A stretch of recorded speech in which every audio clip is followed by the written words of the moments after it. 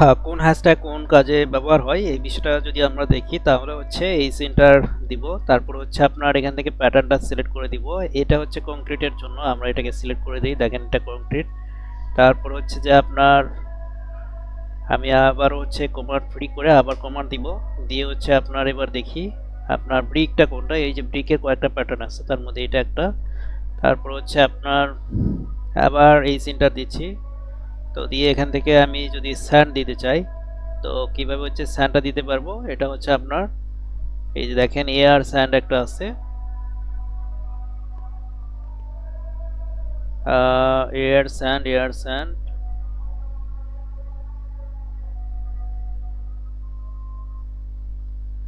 Air sand আছে। আমি এটাতে ক্লিক করলাম, দেখেন এটা স্যান্ড দেখাচ্ছে এবং এটাকে আপনার স্কেলটা ঠিক করে নিতে হবে। আপনার ধরেন এখানে আমি 10 ইউজ করলাম, তাহলে আপনার এটা ড্রয়িং এর উপর অবশ্যই নির্ভর করে। তো এভাবে হচ্ছে যে এক এক মানে এক একটা প্যাটার্ন এক একটা কাজের জন্য ইউজ করা হয়।